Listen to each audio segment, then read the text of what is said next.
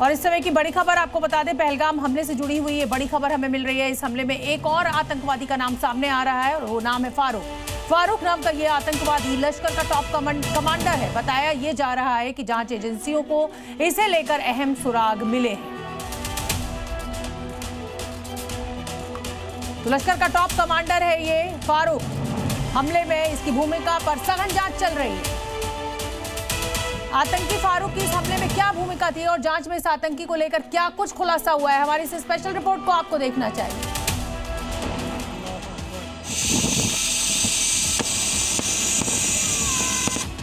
पहलगाम हमले की जांच जारी है और जांच के साथ साथ कई बड़े खुलासे हो रहे हैं। पहलगाम हमले के गुनहगारों में एक नाम जो अब सामने आ रहा है वो ये चेहरा, नाम है फारूक अहमद, जो कि लश्कर का टॉप कमांडर है और अब इसके पहलगाम हमले में शामिल होने की आशंका जताई जा रही है।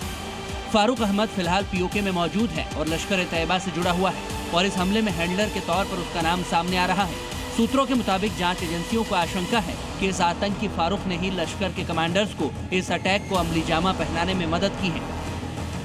पहलगाम हत्याकांड में आज एक नया खुलासा आया है। एक नए टेररिस्ट की इसमें शामिल होने की खबर आई है, जिसका फारूक तेंदुआ बताया नाम जा रहा है, लेकिन वो एक्टिव नहीं था, उसने पहलगाम आके हमला नहीं किया। 1990 के दशक में फारूक तेंदुआ जो है यहाँ से एक्सफिल्ट्रेट करके पीओके गया और तब से वही बसा, लेकिन वहाँ वो एक एलईटी के हैंडलर के तौर पर काम कर रहा है, जो सुरक्षा बल हमें कह रहे हैं। कहा जाता है कि इस ऑपरेशन में जो ये पहलगाम का हमला हुआ उसमें काफ़ी हद तक OGWs का सपोर्ट, यहाँ पर अगर जो खेप है हथियारों की उसको एक जगह से दूसरी जगह तक पहुँचाने के लिए बंदे, पैसों का इंतजाम, रसद का इंतजाम, इस सब मामले में उसने काफ़ी भूमिका निभाई है। फारूक अहमद कश्मीर के कुपवाड़ा का रहने वाला था और 1990 में वो कश्मीर छोड़कर पीओके चला गया था। पहलगाम आतंकी हमले के बाद इसके कई साथियों को हिरासत में लिया गया है और इसके भाई का घर 27 तारीख को सुरक्षा बलों ने उड़ा दिया था। सूत्रों के मुताबिक आतंकी फारूक अहमद ने पहलगाम हमले के लिए ओवरग्राउंड वर्करों का नेटवर्क तैयार किया था, जिन्होंने हमले में शामिल आतंकियों की मदद की। इसके अलावा ये भी आशंका है कि आतंकी फारूक पाकिस्तान के 3 सेक्टर से कश्मीर में घुसपैठ कराता था और हथियारों को रिसीव करने में भी मदद करता है। साथ ही कश्मीर में मौजूद लोकल्स के साथ आतंकियों को जुड़वाने में भी मदद करता है।